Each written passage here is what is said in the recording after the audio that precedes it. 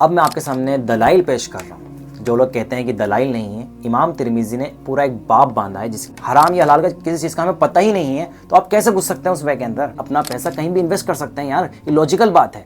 मेरा पैसा कहाँ लग रहा है, कैसे लग रहा है, मुझे पता ही नहीं है। जो नाम नेहाद दीन का टॉपर लेके घूम रहे हैं सर के ऊपर। अस्सलाम वालेकुम, उम्मीद है कि आप सब खैर से होंगे। मैं आपका अपना साद मसूद। SWS ट्रेडिंग के बारे में आपने सुना होगा, टॉप के अंदर काफ़ी चर्चा के अंदर चल रहा है ये ऐप और ये जो ट्रेडिंग है, और इसके अंदर काफ़ी नौजवान, जो मुस्लिम नौजवान है, काफ़ी इजीली लगे हुए हैं ना। इसके बारे में जानते हैं कि ना हराम है या हलाल है, ऐसा कुछ। सबसे पहले मैं आपको इजीली इस ऐप के बारे में बताऊं कि ये ऐप काम कैसे करता है। SWH ये जो ऐप है वो किसी के अननोन व्यक्ति द्वारा बनाया गया है। वैसे तो ट्रेडिंग है ये फॉरेक्स ट्रेडिंग की टाइप होती है। जो ट्रेडिंग करना होता है, शिपिंग पॉट जो होता है, हमने देखा है कि शिपिंग पॉट होते हैं, काफ़ी पॉट्स होते हैं। उन पॉट के ऊपर आप अपना ट्रेड करते हैं, और वो ट्रेड इस लिहाज से भी हो सकता है कि जैसे कि कोई पॉट है, वो कंपनी है, उसके ऊपर आपको ट्रेड करना है। तो ये वो आदमी है, अननोन आदमी है, वो आपसे पैसा ले रहा है, रिचार्ज कर रहा है, रिचार्ज के डायग्राम के अंदर आपसे बात कर रहा है, और वो आपसे रिचार्ज करवाता है, और आपके पैसे लेता है, और फिर वो पैसे आपको ट्रेड करवाता है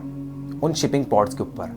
अब वो शिपिंग पॉट, सबसे मेन मुद्दा ये है कि वो शिपिंग पॉट हराम है या हलाल है, वो कंपनी जायज़ है नाजायज़ है, उसका कुछ इल्म नहीं है। और ये छोटे से आंकड़े हैं जिसके अंदर ट्रेड करने का उसने बताया कि मैं 6% आपको मुनाफा दूंगा, मतलब 6% आपको मैं अपने इस रिचार्ज के ऊपर आपको प्रॉफिट दूंगा।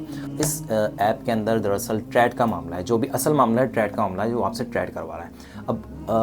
अब जो मेन मुद्दा आता है वो यही आता है कि वो कौन सी कंपनी को ट्रेड करवा रहा है, हराम है, जायज़ है या नाजायज़ है, और पैसा कहाँ से आ रहा है, कैसे आ रहा है, किसी चीज़ का इल्म नहीं है। लेकिन हमारे मुसलमान भाई इसके अंदर इल्म होकर लग गए हैं। अब कुछ लोग कह रहे हैं कि ये शायद फॉरेक्स ट्रेडिंग है, या बिटकॉइन के अंदर पैसा लगा रहा है, या शेयर मार्केट। शेयर मार्केट का आप छोटा सा हवाला देख लीजिए कि शेयर मार्केट के लॉन्ग टर्म इन्वेस्टमेंट होता है। उसके अंदर आप कभी भी ये नहीं कि इतने से वक्त के अंदर आपको इतना प्रॉफिट मिल जाएगा। अब मैं आपके सामने सबसे पहली दलील जो रखने जा रहा हूँ वो ये है कि सही मुस्लिम की 4063 नंबर की हदीस है। उसके अंदर हज़रत उबादा बिन रज़ियल्लाहु ताला अन्हु से रिवायत है, ठीक ठीक हाथों हाथ हो, बस जब ये इकसाम तब्दील हो जाएं, तो जब वो हाथों हाथ हो तो तुम जैसे चाहो फ़रोख्त करो, मतलब फ़रोख्त मतलब बेचो। अगर आपका हैंड टू हैंड सौदा हो चुका है, मतलब आप कोई चीज़ खरीद चुके हैं। अब इसी लिहाज से मैं आपसे बात करना चाह रहा हूँ। SWS ट्रेडिंग या एक और नया जो ऐप आया है, उस ऐप का मुझे नाम ध्यान नहीं है, लेकिन जिस तरीके से जो भी ऐप आ रहे हैं, लेकिन जो ट्रेडिंग ये लोग कर रहे हैं, उसके अंदर कोई भी ऐसी दलील नहीं है या कुछ भी ऐसा हमें शो नहीं होता कि हमने कोई शेयर खरीद लिया है या हमने कोई चीज़ खरीद ली है, वो हमारे इख्तियार में आ चुकी है, उसके बाद हम उसको प्रॉफिट के ऊपर बेच रहे हैं। ऐसा कुछ भी नहीं है, आपके हाथ में कुछ भी नहीं है, आप उसके ऊपर मुनाफा कमा रहे हैं। तो अल्लाह के रसूल की हदीस ये जो साबित होती है, मफहूम से साबित है। हर सी बात है, हम डायरेक्टली कोई हदीस को लेकर नहीं कर सकते कोर्ट, लेकिन जो मफहूम साबित कर रहे हैं वो यही चीज़ साबित कर रहे हैं कि आपको कोई चीज़ खरीदनी पड़ेगी, फिर ही आप बेच सकते हैं। अब मैं आपके सामने दलाइल पेश कर रहा हूँ। जो लोग कहते हैं कि दलाइल नहीं है, इमाम तिरमिजी ने पूरा एक बाब बांधा है जिसके अंदर काफ़ी ज़्यादा, मतलब 4-5 हदीसें हैं जिसके मैं आपको नंबर ये साइड के अंदर बता सकता हूँ आपको, जो हदीसें चल रही हैं। तो इन हदीस के मफहूम से ये साफ़ तौर पे निकलता है कि कोई चीज़ अपने पास नहीं है, आप उसको नहीं बेच सकते। आपको होल्ड करना पड़ेगा किसी चीज़ को, तभी आप उसको बेच सकते हैं। आप हवाई डील नहीं कर सकते। ये जो आप ट्रेड कर रहे हैं SWH के अंदर या और ऐप के अंदर जो आने वाले फ्यूचर के अंदर, या आप फेस करेंगे इन सब चीज़ों को, तो आपके पास कोई चीज़ होना चाहिए भाई। जो चीज़ मौजूद ना हो उसके मतलब बेचना जायज़ नहीं है। तो आप कैसे इस दलील को ठुकरा सकते हैं। अब कुछ लोग यहाँ पे बात कहेंगे कि शायद शेयर मार्केट भी तो है, लेकिन शेयर मार्केट में भाई ये होता है कि आपको शेयर्स खरीदना पड़ते हैं, उसके बाद काफ़ी टाइम तक उसका पीरियड है, उसको होल्ड करके रखना पड़ता है, फिर आप सही टाइम के ऊपर उसको बेच सकते हैं। और वो उसमें शेयर मार्केट में ये नहीं होता कि अपना प्रॉफिट बढ़ता रहेगा, कभी भी कैसे भी मार्केट डाउन हो जाता है, क्रैक हो जाता है। और अगर हम बात करें फॉरेक्स ट्रेडिंग की, कि फॉरेक्स ट्रेडिंग के अंदर हम जैसे कि डॉलर खरीदते हैं, तो डॉलर का जो हम देखते हैं कि 10 साल बाद हो सकता है डॉलर ग्रो कर जाए, उसके बाद हमें प्रॉफिट हासिल हो जाए। हम ऑफलाइन खरीदें या ऑनलाइन खरीदें, लेकिन इसका रूल ये है कि उसके अंदर प्रॉफिट हो सकता है और डाउन भी हो सकता है। इस तरीके से हमारा इंडियन रुपीज़ है, हो सकता है डाउन हो जाए कुछ टाइम बाद, उसकी जो इकोनॉमी है हमारे देश की वो सही नहीं ग्रोथ कर पाए, तो हमारा जो रुपया है वो डाउन हो जाए, और जो डॉलर है वो शायद वो बढ़ जाए या यूरोस बढ़ जाए। तो ये जो फॉरेक्स ट्रेडिंग है ये अलग शय है, उसके अंदर भी रूल्स हैं काफ़ी ज़्यादा, हम डीप में नहीं जाएंगे। लेकिन जो आपसे ट्रेड करवा रहा है ना, वो फॉरेक्स ट्रेडिंग के टाइप करवा रहा है आपसे, क्योंकि पता ही नहीं है क्या खरीद रहे हैं, ना डॉलर खरीद रहे हैं ना कुछ खरीद रहे हैं। इसी तरीके से अगर कोई कहना चाहे कि बिटकॉइन है, तो बिटकॉइन की हम जिक्र कर लेते हैं। तो बिटकॉइन को करेंसी नहीं है, किसी मुल्क ने उसको एक्सेप्ट नहीं किया ना अथॉरिटी दी कि आप ये बिटकॉइन यूज़ करें किसी चीज़ के अंदर। समझ रहे हैं आप बात को? तो बिटकॉइन का मामला ऐसा है कि यह हवा हवाई करेंसी है और इसके अंदर शरीयत ये कहती है या अइम्मा इकराम या इज्मा उम्मत ये कहता है कि ये हराम या हलाल है, कोई दलील ही नहीं मिल रही है, ऑथेंटिक दलील नहीं मिल रही है कि आप किसी चीज़ से दलील को इसको जोड़ो या कोई हदीस से कोई मफहूम निकल रहा हो कि बिटकॉइन इस लिहाज से जायज़ हो गया। तो कोई चीज़ जायज़ ही नहीं है उसके अंदर आप कैसे घुस सकते हैं? हराम या हलाल का किसी चीज़ का हमें पता ही नहीं है तो आप कैसे घुस सकते हैं उस वे के अंदर? आपको नहीं घुसना, या अपने ईमान की हिफाजत करने की ज़रूरत है। हर हाल के अंदर आपको अपने ईमान की हिफाजत करने की ज़रूरत है। और आप हैं कि पता ही नहीं क्या चीज़ है। हाँ, हो सकता है शायद हलाल हो, इन फ्यूचर हलाल हो जाए, तो इन फ्यूचर जब हलाल होगा अपने बच्चों को बिल्कुल करवाना, मैं मना नहीं कर रहा हूँ, लेकिन आपको अभी पता ही नहीं है कि वो चीज़ हलाल है या हराम है। जबकि मुसलमान को तो ये सोचना चाहिए, हर कदम के ऊपर सोचना चाहिए कि यार मेरा ईमान कहीं डगमगा ना जाए, मैं कहीं से हराम पैसा ना कमा लूँ। तो कैसे आप कहीं भी इत्मीनान से अपना पैसा कहीं भी इन्वेस्ट कर सकते हैं यार? ये लॉजिकल बात है। मेरा पैसा कहाँ लग रहा है, कैसे लग रहा है, मुझे पता ही नहीं। आरबीआई ने जो ऐप आप बता रहे हैं या जितने भी ऐप फ्यूचर के पास के अंदर गए हैं, जैसे ओलम ट्रेड आ गया, बिनोमा आ गया, इनको अथॉरिटी नहीं दी है, आरबीआई ने अथॉरिटी नहीं दी है। ये जो बहुत बड़े ट्रेड वाले ऐप्स हैं ना, ये तो, और जो आप ऐप चला रहे हैं इसको अथॉरिटी नहीं दी आरबीआई ने। तो आप कैसे उस ऐप को यूज़ कर सकते हैं जो इन लोगों ने ही अथॉरिटी नहीं दी? इस मुल्क के सबसे बड़ा बैंक आरबीआई, उसने अथॉरिटी नहीं दी, लेकिन आप तब भी यूज़ कर रहे हैं। और आप तो हर चीज़ के अंदर हलाल हराम देखते हैं, सूद और ब्याज का मामला देखते हैं, तो आप कैसे यूज़ कर सकते हैं? एक और आयत मैं आपके सामने कोट करना चाहता हूँ, कुरान की आयत। मुफ्ती तकी उस्मानी साहब ने आसान तर्जुमा कुरान के अंदर सूरह मायदा आयत नंबर 100 के अंदर, मैं डायरेक्ट उसका ट्रांसलेशन पढ़ूंगा। ए रसूल, लोगों से कह दो कि नापाक और पाकीज़ा चीज़ें बराबर नहीं होती, चाहे तुम्हें नापाक चीज़ों की अधिकता अच्छी लगती हो। अब उन्होंने जो इसकी तशरीह की है वो मैं आपके सामने बताना चाहता हूँ कि किस तरीके से उन्होंने कितनी ज़बरदस्त तशरीह की है आज के दौर के हिसाब से।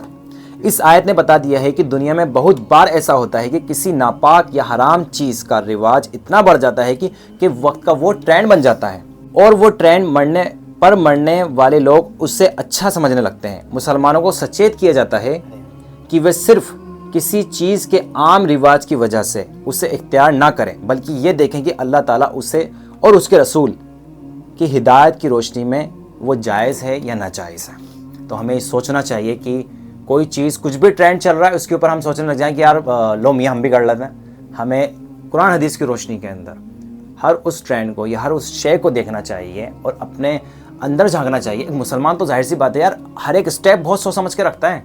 कहीं भी रख रहा है तो देखता है कहाँ कैसा पैसा लग रहा है, कहाँ नहीं लग रहा है, और क्या मैं पैसा लगा रहा हूँ और मुझे किस टाइप से पैसा वापस रिटर्न करेगा फ़ायदे के अंदर।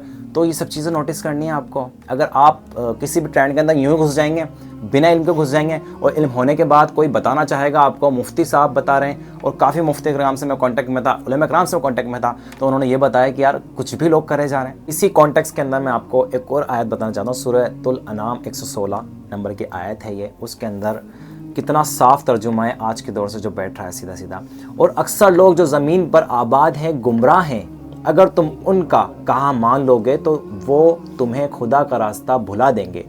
ये महज ख्याल के पीछे चलते हैं और नरे अटकल के तीर चलाते हैं। जो अटकल जो आप देख रहे हैं ना कि महज गुमान के अंदर, आज नौजवानों को काफ़ी जो दानिश्वर लोग हैं, इतने दानिश्वर की उनकी तो लोग मिसालें दे रहे थे, इतने दानिश्वर लोग महज अटकल के अंदर, गुमान के अंदर नौजवानों को घुसाए जा रहे हैं इस सब चीज़ के अंदर, इस ट्रेड के अंदर, इस SWH के अंदर या दूसरे जो ऐप आ रहे हैं उसके अंदर घुसाए जा रहे हैं अपनी अकल की बुनियाद के ऊपर।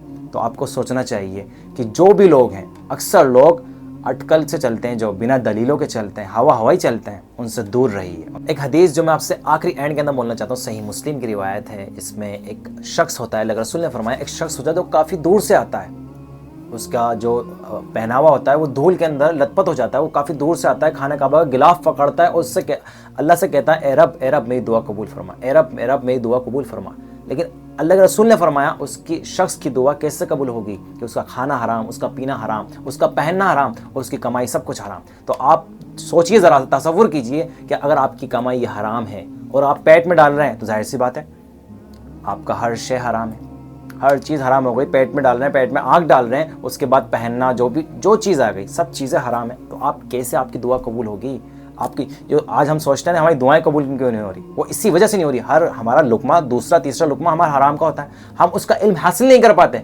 शेयर मार्केट की मैंने आपको दलील दी, फॉरेक्स ट्रेडिंग की मैंने आपको दलील दी, और जो बिटकॉइन है उसके बारे में मैं आपको बताया। तो ये हवाई डील नहीं चलेगी। अब मैं आप लोगों से सख्ती से अपील करना चाहता हूँ कि जितनी मैंने आपके सामने दलीलें पेश कर दी हैं, अल्लाह के रसूल सल्लल्लाहु अलैहि वसल्लम की दलीलें पेश कर दी हैं आपके सामने, तो आप लोगों को किस तरीके से इसके ऊपर लब्बैक करना चाहिए कि हाँ ये चीज़ हराम है, वाकई में ये चीज़ हराम है। तो आप लोग सोचना चाहिए, समझना चाहिए।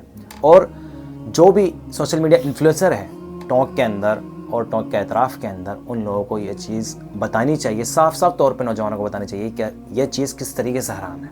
और मेरी वीडियो जो आप देख रहे हैं इसको शेयर कीजिए, उन लोगों को बताइए कि आप हराम काम कर रहे हैं, हराम कारोबार कर रहे हैं, हराम कमाई कर रहे हैं। और इस वीडियो को शेयर करें और लाइक करें और लोगों तक जितना हो सके पहुँचाएँ, बात को समझाएँ उन लोगों को कि आप चीज़ जो कर रहे हैं वो गलत है।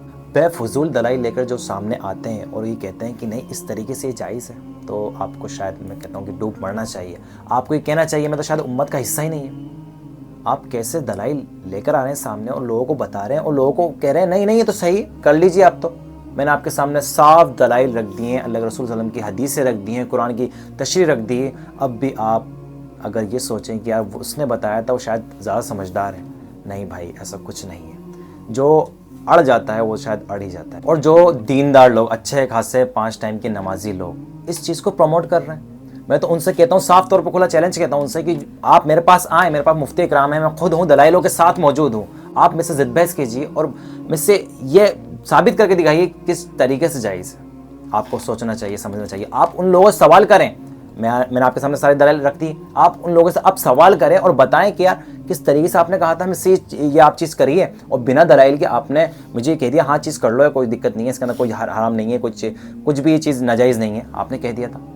तो अब उन लोगों से जाके पूछिए जो नाम निहाद दीन का टोपा लेके घूम रहे हैं सर के ऊपर और कहते हैं कि हाँ ये चीज़ कोई दिक्कत नहीं है, इसके अंदर कर लीजिए। मैं आपसे फिर कहता हूँ कि आप उनको मेरे पास लेकर आएँ, मैं मुफ्ती इकराम के साथ उनके साथ बैठूंगा, अदबन बैठूंगा और उनसे कहूँगा कि आप मुझे बताएं दलाइल की रोशनी में कि किस तरीके से सही है, जायज़ है, नाजायज़ है। और अगर वो नहीं बता पाएंगे तो मैं बताऊँगा किस तरीके से हराम है। अस्सलाम वालेकुम, मैं आपका अपना साद मसूद।